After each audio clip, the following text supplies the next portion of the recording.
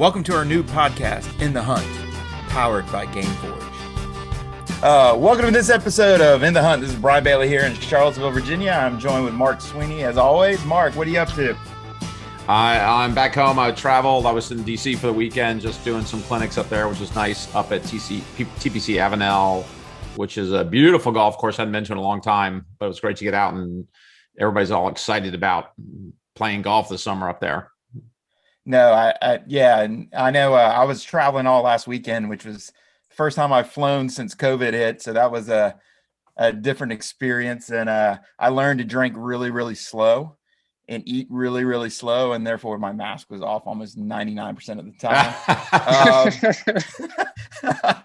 I don't know if that's the way you're supposed to work the system. You're that guy, aren't you?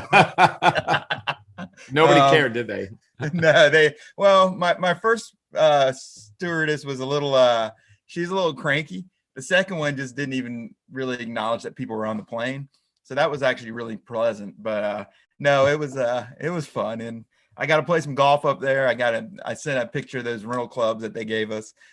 Poor kids walking across the parking lot with this ragged set of Wilsons. I don't even know how old they were. I just started laughing because they were so bad. And it was fun to play with really bad equipment. For a lot of you out there, I get it. So, yeah. But I blame the equipment for your bad shots. Yeah, no, I had a lot of really good shots. It was actually kind of funny, but the putter felt like a daggone hammer. I couldn't even feel the ball come off the face. It was the weirdest sensation of my life. But again, today we have a special guest. What we're going to do is kind of take you behind the scenes of what a consulting call with a player kind of looks like. We have Albert. If you've listened to our podcast in the past, Albert joined us last year. He's currently playing on the Canadian tour. And of course, he's fighting all these wonderful COVID restrictions and everything going on in the world right now. So we're going to dive into Albert's numbers. And before we go too far, Albert, you just want to give kind of a quick recap, a little bit about you, and we'll get started. Yeah, Brian and Mark, I started using you guys' app. I think it was about a year ago. I'm not sure how long, but it's been really easy to use, especially now with the mobile advice where you guys got that app going. And it's just always nice to see the numbers, because sometimes where you think you're struggling, you're not really struggling, and it's just such a complex game. And to just really start to realize what's my strengths and what's my weaknesses. But that's where you guys come in and dissect everything. But yeah, it was a year ago and did pretty well. Won an event on the Mackenzie Tour a couple of months ago, and then like you said, with all the restrictions, coming back and forth, during the winter time. When I would come back to Canada, I would have to quarantine for 2 weeks. And then, there was not even simulators open or nothing. So it was really no golf. And yeah, it's just hard for me as a player to stay sharp, because you need that practice time. And so going back and forth and not being able to practice, I've kind of neglected, like we've discussed earlier a little bit, I've just neglected putting in my scores, because I feel when I go back, I just need some time to get my game back to where I was, for me to get a true reflection of where my game really is and what's really causing, some of the strokes that I've lost. And this is what this conversation is all about. It's just okay, you know what, I haven't put in all the scores that I needed to.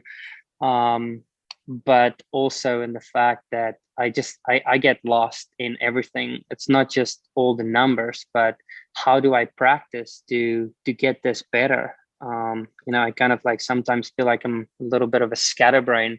So for me to really put things together, almost, that's why I need you guys to tell me hey, this is the program for the week. This is what you're going to do. And this is the reason why you do it. We see you struggling with the putting in this range, so let's get to work on that, or whatever you guys advise me. So I'll just let you guys take the lead on this one, and so I just have a better understanding of where I'm at this moment, because I've not even looking at that, There's some, like you guys said, there's some really good numbers there, but I just haven't performed well. So, I did feel a little fatigued. I just, there was like a lot of tournaments that I've played, and a lot of Monday qualifiers that I've also played, and those things can wear you down. Yeah, they just wear you down. Yeah, Brian. Oh, the first thing I noticed, it won't change the numbers a whole lot, but in the last 3 months, there's only 5 tournament rounds. Brian, if you go back to like just January 1, maybe, I think we'll get up to about 13 or 14. The numbers still basically look the same, so it's not going to really dramatically change anything. But I'd like to look at least 10 rounds. There we go. That'll get us. Oh, that's only 5 rounds. Oh, it's probably because all rounds get some higher. Yeah, there you go. Yeah, you're if we put all rounds in, they're off the chart. So we probably shouldn't look at that because everything you're averaging better than the number 1 player in the world there if we look at all rounds. So we'll go to tournament rounds. Brian, I'll tell you what I look at first just to maybe diagnose it real quickly. I mean, obviously your ball striking is good, but our benchmark is for a high level player is 4 birdies and 2 bogeys, or more than 4 birdies and less than 2 bogeys.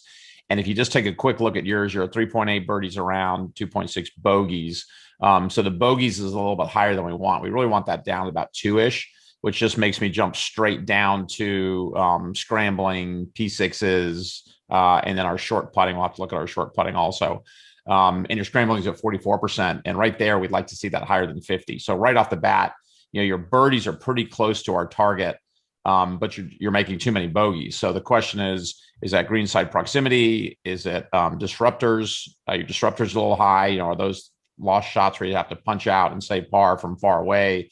There's a half a shot per round in there. That's basically just too many bogeys. Mm-hmm. Brian, what do you look? I mean, we'll look at your offense. Your ball striking's off the charts good, and the nice thing I like looking at is your putting. Your IP conversions is what we talked about last time. That's dramatically higher than last time we talked. Right, you're at the last 5 rounds. You're at almost 40% there, and I think the previous time we had talked, you were down about 20-ish, if I remember correctly. No, I agree. Yeah. But we had talked a lot about converting more birdies, which it looks like you're doing. And the other side of the coin is drop your bogeys down to 2 or less. Yeah, I think the offense is good. It could be better. Again, we're converting. We have a BIP rate which is kind of 50%. Professionally, we'd like to see that up closer to 60. It means you're taking better advantage of when you have birdie opportunities. But again, you're having roughly 8 per round, 7.5, 8 birdie opportunities per round. So again, converting 50% is going to put you right at that 4 birdie number, which you're at. But again, we'd like to see maybe a little overachieving there. But more so, again, it's that short game. And I think the one that really jumps out to me is your conversion rate for 6 feet and in is really good. So when you do hit it within 6 feet, you're converting at a very high rate, which is very good. But your scramble rate is low. And really what drives scramble rate is P6 proximities. And then the second piece, which we talk about, is P12. Your P12 is about 60%, where the touring professional is pushing 80. So what we're really I think what is probably happening is when we chip it 6 feet and in, we're doing our job. But when we're not hitting it 6 feet and in, we're just not doing a good enough job.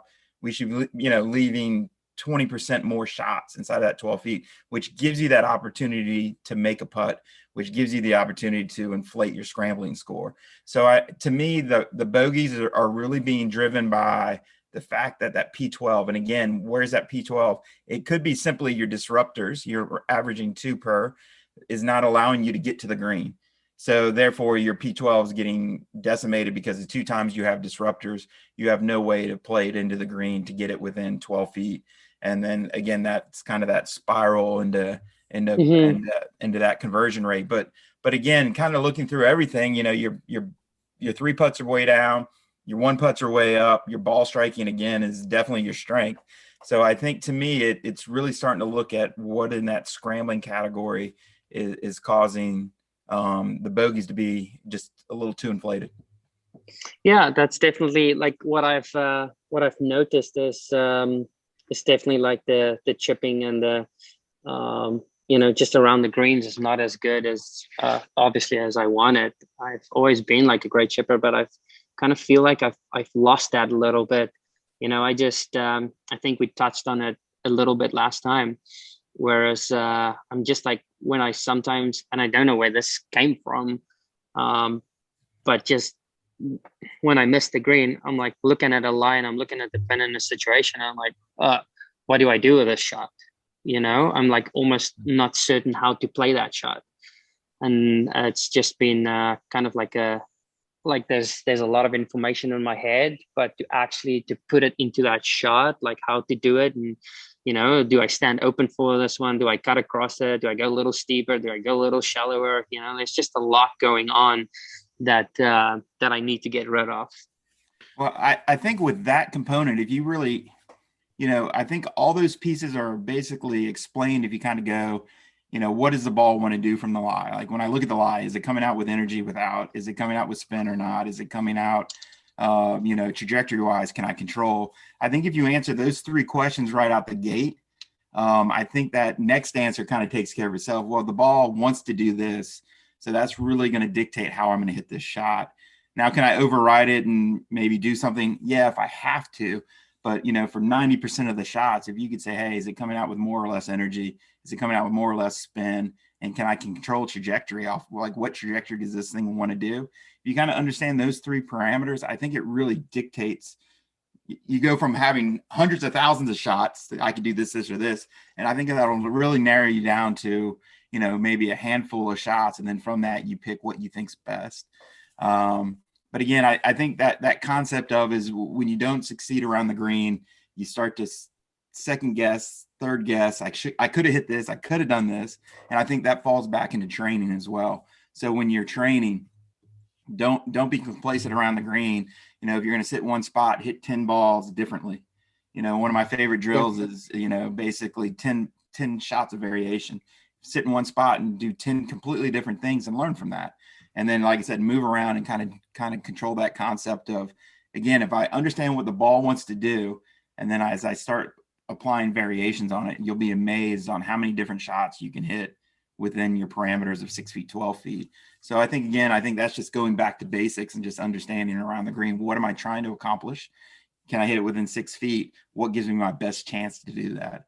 And sometimes it's not cute. Sometimes it's just a very simple trajectory controlled shot that's, doesn't spin. It doesn't do, people aren't going to go, whoa, but it does the job that I needed to get done. So yes. I'm way past that, guys. Big piece. I'm way past that. I don't care what they think anymore. Getting close and it looks good. Very good. As long as I can get a better check at the end of the day, I'm okay. Yes, that's a mature golfer right there. That's right. Yeah. Now, do you think some of that's come from just the inability to practice as much as you want?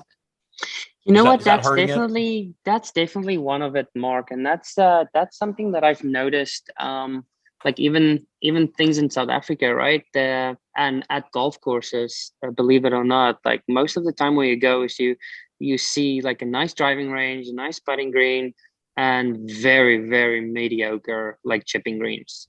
From where I've traveled to, at certain course. Obviously you get some and it's like spectacular, but most of the time where I move at, it hasn't been great. Even like in my practice facilities, it's kind of like, you got like 5, 6, 7 shots, different shots you can play, and that's about it.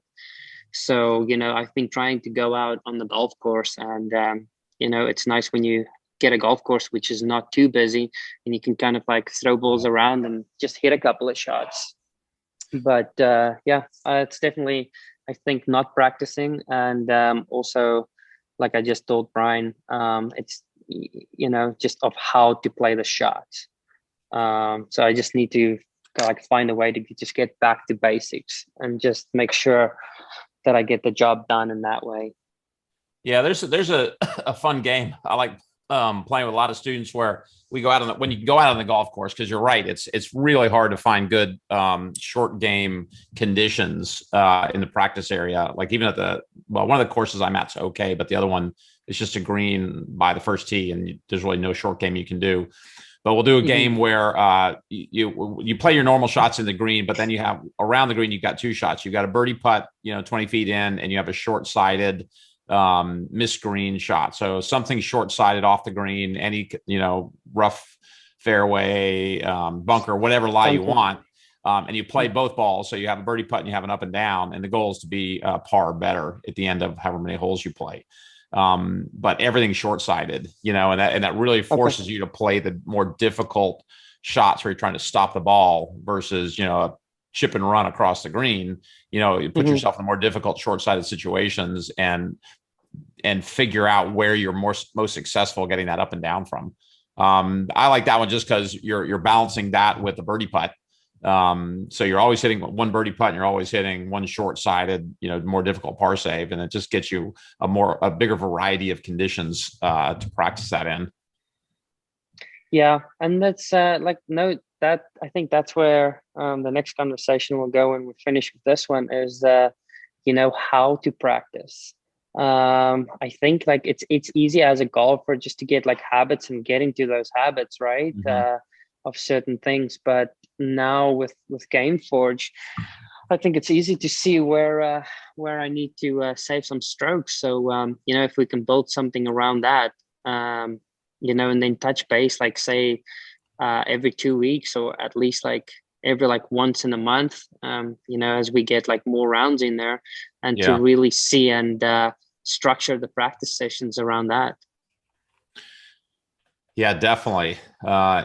Yeah, there. If we look at your ball striking, that's your in position graph, right, Brian? Yep. Your IP graph is off the charts good. Gained over 5 rounds, is it, Brian? You gained 35 opportunities. Yeah. That's kind of ridiculous, actually. So what? And it's so weird sometimes when I play with other guys and I'm looking at them and looking ball striking, and then I feel man, I need to hit the ball better. You think they're hitting it better than you? Yeah, just sometimes when I look at it, but you know what? It actually when I hit the ball, it looks different to when somebody stands on the side of me and looking at hitting the ball. Maybe they say man, this guy can hit the ball, right? But when you see somebody from the side and they hit the ball, and it's man, that's a pretty nice shot. This guy can hit the ball, right? Yeah. But maybe I'm that guy too. So yeah, I think you're that guy. I think you're that guy more than you think. The question is whose balls land closer. Yeah, are they equivalent? By looking at this, it's pretty good, right? Yeah, it's very, very good. It's about as good as you could ask. Very good. Your IP graph's good. Your dispersion graph. Go ahead and hit the dispersions. I mean, your average dispersion is 5%. That's top 10 in the world. PGA Tour is about 5%. Well, that's all approaches too. That's not even. Yeah, that's all. Your average all approaches is 9%. You're at 5%. All this is what I look. This one's staggering, Mark. You're ready. Missed greens. Yeah. Yeah, that one's what that says is when you miss the green, you don't miss by much. Okay. So usually it's going to be a 20% miss. So if you're 100 yards out, you miss the green, you've got a 20-yard pitch shot into the pin. Your misses are small misses. I've seen one other player like this just recently got on GameForge where her missed greens were very small dispersions, whereas most players, their missed greens, they have some pretty big spikes on their misses. So their misses are big. So you have small misses, which is great, right? And there's so many tour players that their greens hit or borderline miss. Yeah. So that's a completely different ball of wax. Oh yeah, that's exactly right. So yeah, just look at it when he hits the green, he's averaging about 4%. Yeah, 4%. It doesn't get any better than 4%. I hate to tell you. Yeah, and that's across your whole graph. That's 20 yards all the way to 200 plus. I mean, that's it. Literally, you're not going to squeeze any more blood out of that rock. No. Okay. So yeah, don't go. I mean, maintain it, but don't go to the range thinking, man, if I just hit it a little bit closer, still. I mean, based on these numbers, you're not going to hit any closer than that on average. No. You know what? I just found something in my practice session that I feel like I'm honing in even more. So that's gonna be a secret for a little bit. But we'll look at your trends next time we talk and see if that goes down. See if I can back that up with my big mouth. Yeah, exactly. Let's see. Oh yeah. So here's our putting graph. Um, so where we gained 75 shots with ball striking, lost roughly 16 shots with putting. And again, a lot of that is really being you can kind of see that short putt between 4 and 6 feet. You're making it for bogey. I mean, making it a safe par, it looks like, but it looks like there's a couple birdie putts. So even though your birdie conversion's been pretty good over the last 5 rounds, definitely some shots there. And then the 9 to 20, your number's been pretty good. Definitely 10 to 12 feet, you're making a large swath of them, kind of what we'd expect, but definitely some room for improvement. And we can kind of look at proximities on that, Mark. Yeah, I mean, proximity is all right. The big thing I would look at is the short leaves graph, which yours is actually pretty darn good. So that tells you roughly, that shows you how many you should be leaving short at different ranges. So 0 to 10%, 0 to 10 feet, you should be leaving 1% short. And that's pretty much where you are. 20 feet, it's about 10%. And then it grows. When you get out to 30, 40, it's a little bit high. So you're leaving a little bit too much short, but I mean, that's kind of splitting hairs. I mean, if you hit 20 putts from 30 feet and you leave too many short, that's kind of where you at. So it's really not something I would be concerned about. Frankly, that's a pretty good graph there. Yeah, but again, if we look back at his GFI, he was averaging about 8% long on the EG putts. So that 20 to 40, he's, again, getting that a little bit more to the cup might increase that make rate just enough to squeak a little more birdie out. Because again, 8% is good, but professionally we start looking around 10%, maybe a little more. So, that could be a side piece in the future, not something to dive in on. Like I got to do that side piece. But definitely a little side action that you might want to look at over time. But and then three putts. And there's where you're kind of 20 to 30. So my question for you would be, 20 to 40, so our EG range out 5-3 putts. But your 20 to 30s, your average miss was about 4.5 feet. So your leave was too far from the hole, and then you were missing that kind of follow up second putt. So the question would be, were those 4 to 5 feet short or 4 to 5 feet long, or kind of a mix of the two? Okay. Because those should be down about 2-3 feet, and so your leave was too long, too far from the hole on those 20, 30 footers. And and so to prevent that, it's either your leaves got to be closer, or your 4 to 6 feet footers have got to be just a little cleaner. Little tighter. Yeah. Okay. Well, tighter, yeah. There it is. Right. So, yeah. Yeah. But I mean, your 3 putts are generally good. Yeah. I mean, you only had you only had 2 outside 40 feet. So, I mean, your 3 putts we've seen are really not an issue. So that's just kind of fine tuning, looking at some of the little pieces there. Just a side note there, Mark. Like I putted with the long putter for like quite a while now. But you know what? They don't make proper long putters anymore. And the one I have is like an Odyssey 2-ball, and I just don't like the insert on it. It's almost like I don't feel the pace as good as I would feel like a mallet, like a mold putter, right? So now I switched to something a little bit more mold with the Scotty, and definitely I just feel the pace a lot better than I did with the long putter. Yeah, so, the inserts will change your distance control for sure. Ball comes off hotter or softer, it just doesn't feel right, but that's a big thing. That is a big thing. Yeah, I've never realized it, but it's a big thing. Yeah, I need to feel a little bit more with that, like that mold face. I feel like I control it like instantly better.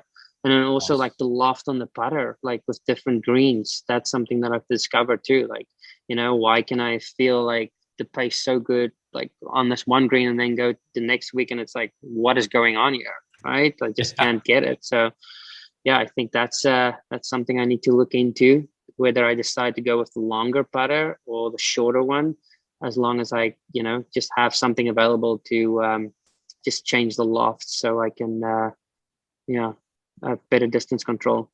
Right. Do you agree? Yeah. I mean, the lofts can definitely change depending on green speed, can change the roll, right? And when you get more roll or more skid coming off, it's going to change your distance control. There's no question about it. Okay. And also Um, construction or type of putter head, metal, like a milled face, it actually has a little bit of smash where a insert face can actually take that smash down.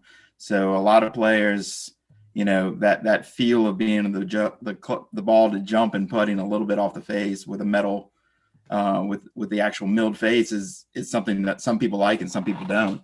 So that is Yeah. definitely, again, we're splitting hairs at this point. These are minuscule little pieces, but inside of the feel world, inside of getting feedback and the way I want the ball to roll, having that component match what you're trying to do is really important. Again, especially at your level, trying to find that half a shot here or there, find that 10th of a shot here or whatever. I think, again, those components are something you need to think about. Yeah. Perfect. Thanks, Brian. And then we didn't look at, I'm sorry, we forgot to go through short game. Let's see here real quick. Scrambling. From the fairway, pretty much doing your job. So we'll come down here to rough. And the one thing I would say in the fairway there, go back to the fairway for a second, because I missed this the first time I looked at it. But given how close your misses are, you have more in that 1 to 10 yard range than most people. Most people have very few there, and then they kind of jump up kind of 10 to 30. You're actually the opposite. You have a lot of 1 to 10 yard chip shots, green side. And so that's where I would like to see that number higher there. Yeah, that's about a your 30. close chip. That's unusual, but that's, like I said, most people don't have the bulk of their shots there, but you actually do from the fairway. So those are probably either fringy shots or just short in the fairway. Mm-hmm. Yeah. Okay. But those you should get those up to 80, 90% inside 6 feet. Gotcha. Yeah, that's a big one actually. Mm-hmm. The other yeah, just to tighten up, because that's just giving shots away, right? Yeah, I mean, when you're that close in the fairway with a good lie, you should be trying to stick those all over the pin, like all of them. Yeah. It's not like you're 30 yards in the rough. Gotcha. But then the funny part, if you look at him out of the rough from 1 to 10, he's actually doing his job. More than doing his job. Doing his job. So overall, kind of combining those two together, you went from 30 behind to being now, 10 behind. So you've closed that gap. But again, that's why it's important to designate fairway shots, rough shots, and bunker shots so you can start to understand as a player. But again, you can kind of see hitting your numbers really. But again, at 10 to 20, we can start to see there's a little gap out of the rough. And again, it kind of flips with what you did out of the fairway. For fairway, you were doing your job from 10 to 20, and then 10 to 20 now inside the rough. So again, just kind of evaluating what that is and what it, and again, it might be kind of like you said, not practicing, but more just not picking the right shot. Yeah, and also look at your practice routines. I mean, when you're out practicing, are there some of those shots you are spending more time on than others? Do you hit honest, short, rough shots around the green a lot? I at this moment I'm just like, I don't have like a set nice little practice routine, and today I'm doing like stuff out of the rough and it's going to be bunker play, and that's the big reason why I called you guys, because I know that I need something a little bit more structured so that I cover all my bases. Because like sometimes I would get on the golf course and like, oh, I haven't practiced this shot in a month. What the hell do I do here again? So yeah, I feel like I am gonna be a much more solid player if I can just be a little bit more structured and get guidance from you guys. I think around the green, like all things, you've got to assess. So, I'd be dropping balls randomly 0 to 10 from the fairway, from the rough, assessing what happened and kind of understanding what I'm doing. I know what the numbers are telling me. I know what it looks like, but inside of training, am I hitting those same numbers? If my numbers are following what I'm doing in tournament play, now there's a question. Now there's a skill component, or I'm not applying something correctly.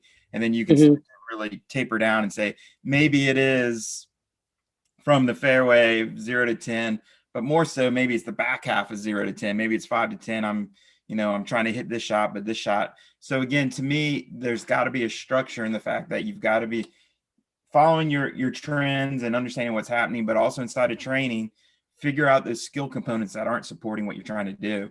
And that can only be done by moving around, working 10 to 20, 20 to 30, working all of it, getting very specific if you just lie, getting very specific, just distance, and assessing my ability to hit P6, P12, and then my conversion rates from that. So I guess my challenge to you would be, it's great to go hit shots and train skills, but also put yourself in some assessment situations, a little bit of pressure. I have to hit from 0 to 10. I got to hit 7 out of 10 minimum out of the rough, from 0 to 10 yards, 6 feet or in. Can I do that? And if I'm starting to see that my numbers are achieving consistently below, what's that skill that's preventing me from doing that? What is that piece that, it could be equipment, it could be, it could be a lot of things, but again, what is that? So the funny thing is nobody that I talk to ever has a really good short game plan. They're pretty good with ball striking and they're okay with putting for the most part, but short game, like you said, nobody ever thinks about it, not even golf courses for training wise. But again, I think just kind of understanding that, you can't build and get better if you don't know your weaknesses, and you can't identify weaknesses unless you really, scientifically attack each component and see what strengths and weaknesses are. Gotcha, Brian. Yeah, that's awesome. You want to jump into trends real quick, Mark? Yeah, let's have a look at trends. The one other thing I did look off on the side, because we don't have the graph in there yet, is your disruptors, kind of where they're coming from. And basically all of your disruptors were par 4 tee shots.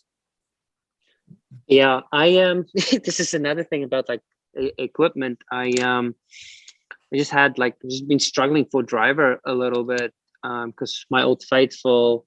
Well, I have an old Faithful. It's 12 years old, and that thing's always trying to make its way into my bag again. But I lose like 17 yards off it, like off the tee. So I'm kind of like, it's a lot to give up. But like my last tournament, I actually the first round I played, and I was like, man, I can't hit the fairway for crap.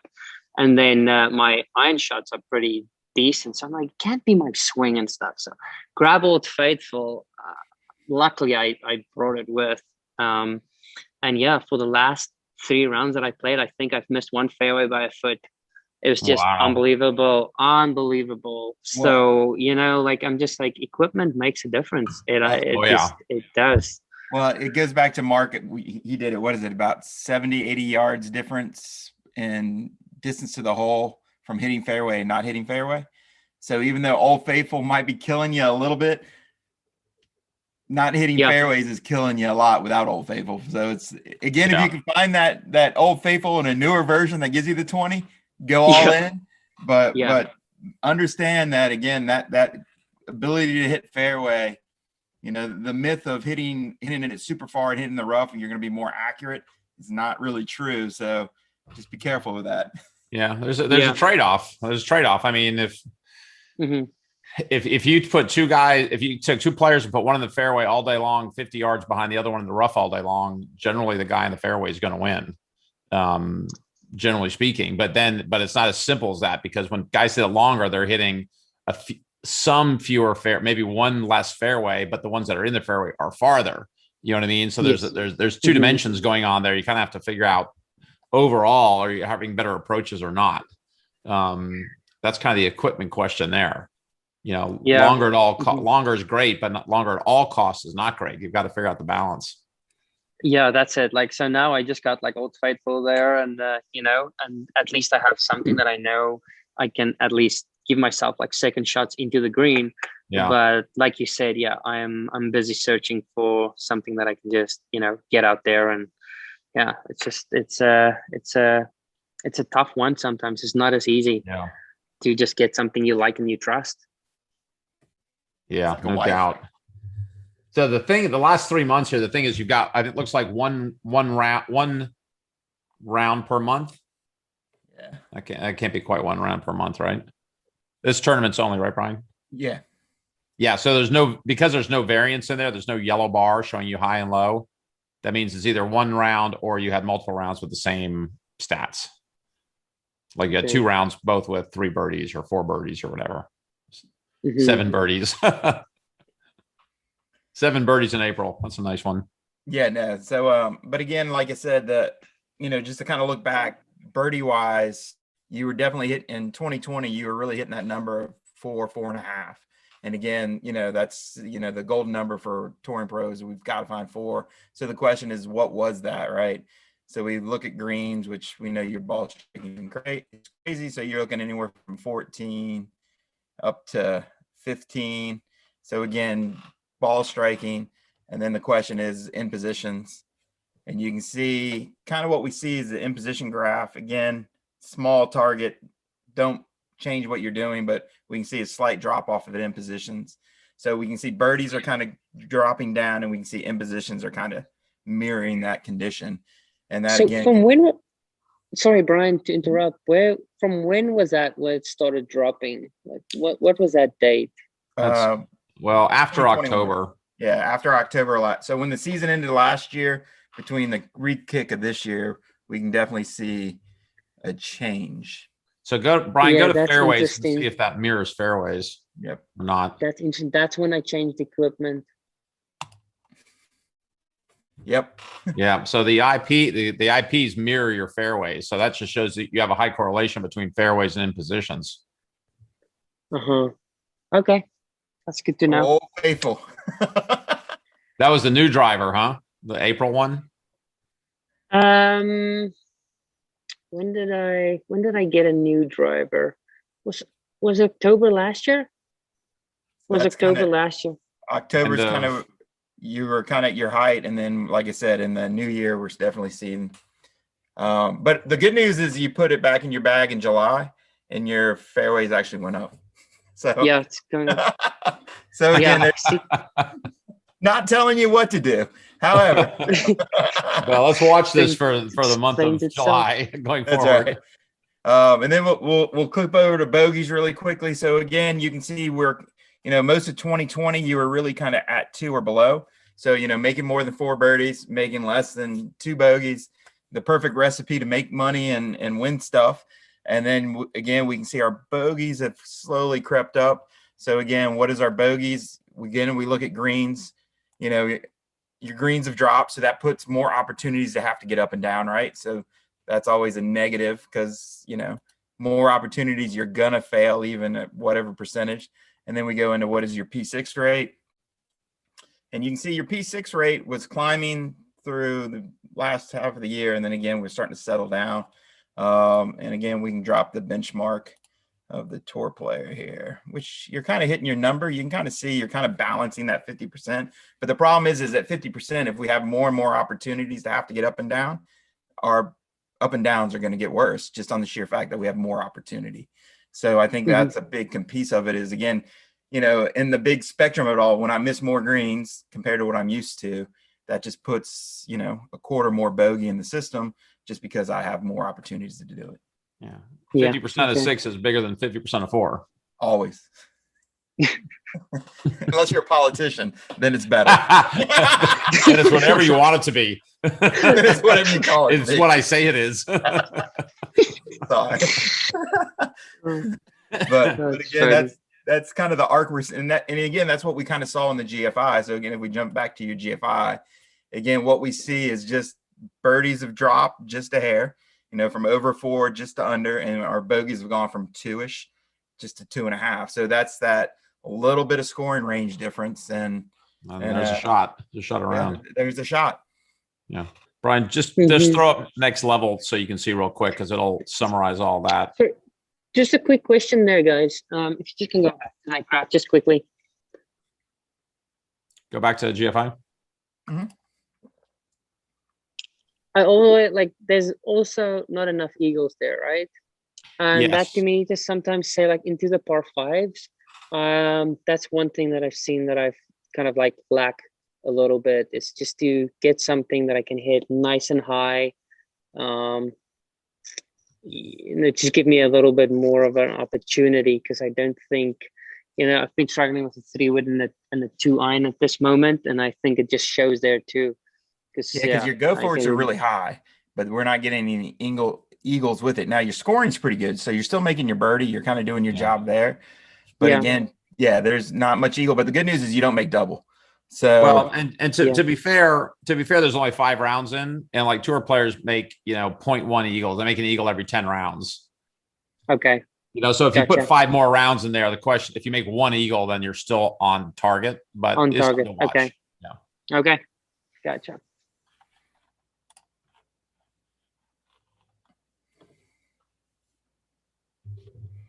And then so next level is kind of what Mark and I just talked about. I always say it's our brain, how we kind of break down a player. We kind of do it right in front of you.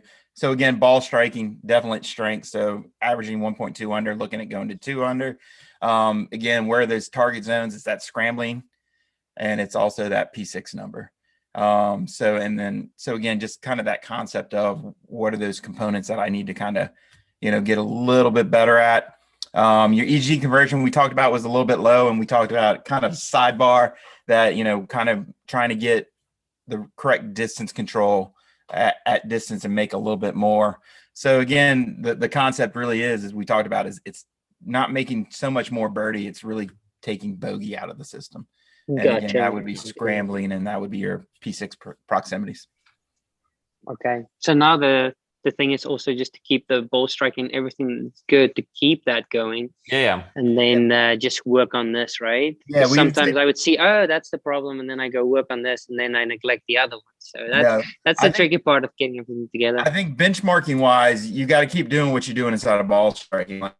Like, boom, don't change that. Like, that's pretty good. The components are, because again, if you go under offense and defense under next level as well, this breaks down your offense, and you can see your ball striking numbers are ridiculously good. You go for it. Your par 5 scoring just a hair low, again by the 10th, and really your bit percentage we talked about earlier was at 50. We'd like to see. So we'd like to see a little bit better conversion, and really where it's showing you is that longer putt, which we kind of hit as a sidebar, is like something to kind of think about. It's not a big improvement, but it's definitely going to help you make a little more birdie.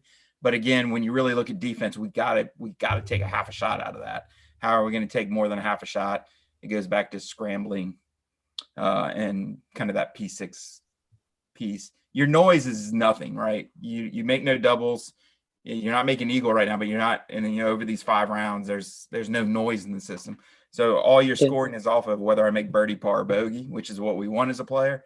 And then from that, it's just getting a little bit better in defense. Interestingly, even when you have usually doubles match penalties, and you have got a couple penalties in there, but no doubles. Yeah. So they're probably par 5 penalties or something like that, but. Yeah. Okay. Well, that's a good way for me to tighten up things. Now I know. See, that's what's so good about this. And of course, we'll send you a copy of this so you can replay it and hear all of our vast wisdom. Yeah. Yeah, you guys are so smart. We're smart, but there's a 3-letter word that comes after it. I'm waiting for it. But I'll take that as well. Any other questions for us, Albert?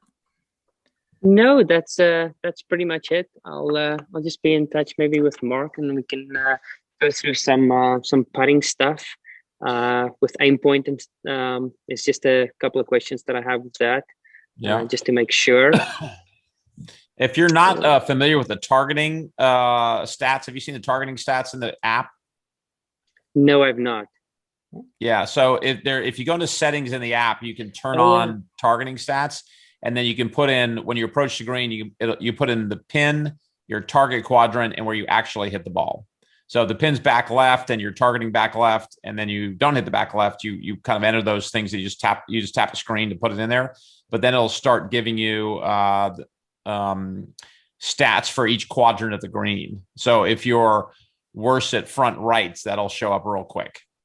Or it'll say, when it's front right, your best target would be center or center left, or whatever, or it might say if it's front right, go straight at it. But they're all basically zeros now, just because we haven't used it yet. But that is available if you want to use it when you're putting your rounds in. Yeah. I would love to. I've just seen it, it's just recently. You guys just done it recently, right?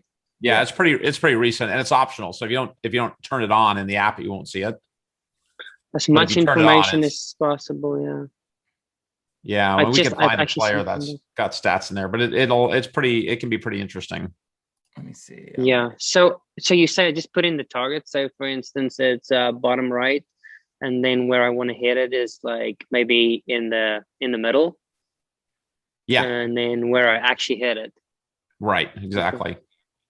So here's a player that has some rounds in, but again, kind of starting to paint the picture of the way, hit targets. So the front right, middle to front right definitely seems to be an issue, and it gives you pin counts and kind of understanding what's happening. So again, it'll just start to give you some of that picture of what's happening, strengths and weaknesses, and is there a certain pin placement on a green that's going to start giving you, maybe it's a strategy. Maybe it's moving a tee shot more over to create a different angle or things along that lines. And then there's going to be a lot of really cool stuff that comes from this. So I can't give you the top secret stuff. But, yeah. This is definitely something you want to do. We all have our secrets. Yes, exactly. we do. You have it for ball striking. You wouldn't give it to us. So I'm not giving you this. It's okay. We can wait for it. Makes it sweeter if you have to wait. Makes it exciting. Yeah. Okay. No, that's cool. Yeah. Because just by looking at that, I can already think about it. Right. So next time when I see, okay, well, the pin is front right, I'm just like maybe a little bit more cautious on, that's what I've been struggling with. Or is it like, is my fade not good enough, or, little things like that. So that's, once again, it's just another part of the app that can just guide us into the right direction, which is awesome. So good on you guys. Well done. I love it. Yeah, it'll be cool. Once you get some rounds in there, it'll be interesting to look at. Yeah, no, I'm definitely going to be. And like I said, now, even like practice rounds, I'm just going to put it in there so we can just kind of like, all right, good. see what the trends are. So yeah, I'll be on that. Good. Okay. Well, Albert, I want to thank you for joining us on this In the Hunt. I hope this was a different way for all of our listeners to kind of see taking a high-end player and starting to find those percentages to get them better. A lot of us have players spanning the spectrum. So I think this is a great learning tool for a lot of coaches and players to kind of listen and see, strengths and weaknesses and how to get each player better. And I think that's kind of what we strive to do here at Game Forge. Mark, you want to close this puppy out? Yeah, I think the big thing now is to create the practice plan that we talked about a few minutes ago. Just, okay, you're going to go play today, Albert. What you need to do when you get around greenside to improve those P6 numbers? What distances, what lies? Kind of diagnose. Are there certain shots that work better than others? Just kind of what's the issue there? Because you know the stats. I mean, that when you're inside 10 yards in the fairway, you should be inside 6 feet 90% of the time. Mm-hmm. And if you're not if you hit 10 balls and 9 of them aren't inside 6 feet, then the question is why? Is it spin control? Is it not landing the ball where you want to? Just what's the issue? Gotcha. Yeah, no, definitely, Mark. I will go get my practice rounds, my practice sessions around that, and see if we can discover something. Sounds good. Perfect. Well, thank everyone for joining us, and we'll bring you more In the Hunt in the future. Thank you. Thanks, guys.